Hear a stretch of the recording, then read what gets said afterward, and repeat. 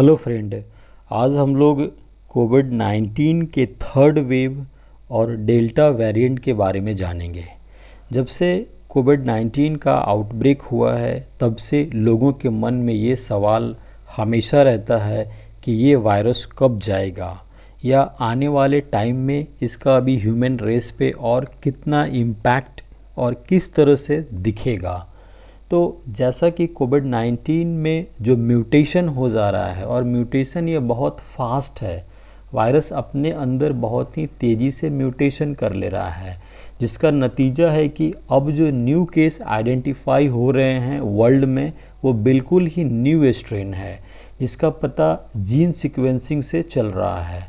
अभी जो recently Covid 19 का स्ट्रेन आइडेंटिफाई हुआ है वो है आपका B16172। इसी को डेल्टा वेरिएंट कहा जा रहा है। डेल्टा वेरिएंट अभी यूके, यूएसए और यूरोपियन कंट्री में बहुत ज़्यादा देखने को मिल रहा है। इस स्ट्रेन का इन्फेक्शन तेज़ी से फैलता है जो थर्ड वेव का खतरा बढ़ा सकता है।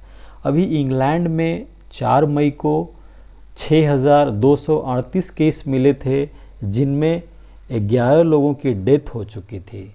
साइंटिस्ट का मानना है कि यह कोविड का B16172 वेरिएंट ही है, जिसे डेल्टा वेरिएंट कहा जा रहा है। यह स्ट्रेन इंग्लैंड में अनलॉक होने के कुछ ही दिनों के बाद देखने को मिल रहा था। अगर यह कंट्रोल नहीं हुआ तो थर्ड वेव का कारण यही स्ट्रेन हो सकता है। अनलॉक होने के बाद स्वीडन में भी ये स्ट्रेन देखने को मिला, जिसका परसेंटेज लगभग 16 था।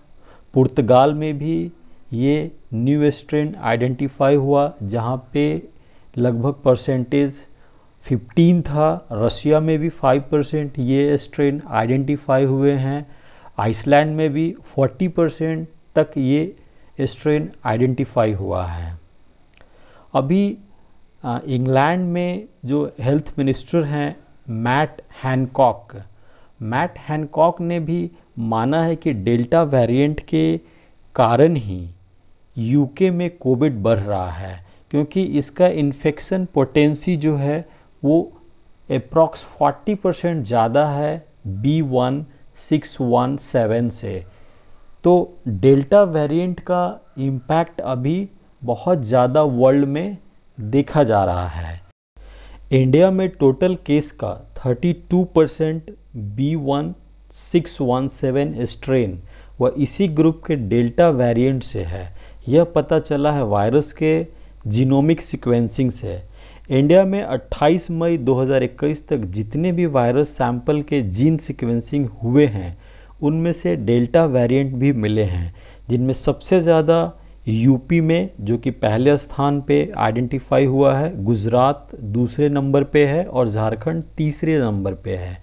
ये 3 स्टेट में सबसे ज़्यादा डेल्टा वेरिएंट के स्ट्रेन आइडेंटिफाई हुए हैं।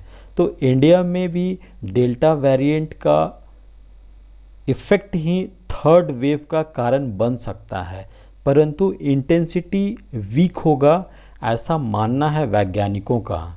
तो डेल्टा वेरिएंट जो अभी आइडेंटिफाई हो रहे हैं वर्ल्ड में, इसको कंट्रोल करना बहुत ही ज़रूरी है, नहीं तो थर्ड पीक जो है कोविड 19 का वो फिर से एक बार तबाही ला सकता है।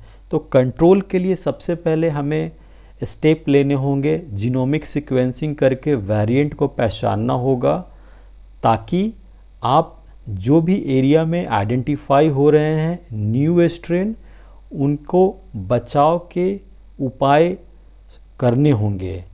इंडिया में जीनोम सीक्वेंसिंग के स्पीड को बढ़ाना होगा। अभी जितना बहुत ही स्लो स्पीड में सीक्वेंसिंग होता है, बहुत ही कम सैंपल का जीन सीक्वेंसिंग हो रहा है, इसका हमें स्पीड बढ़ाना होगा।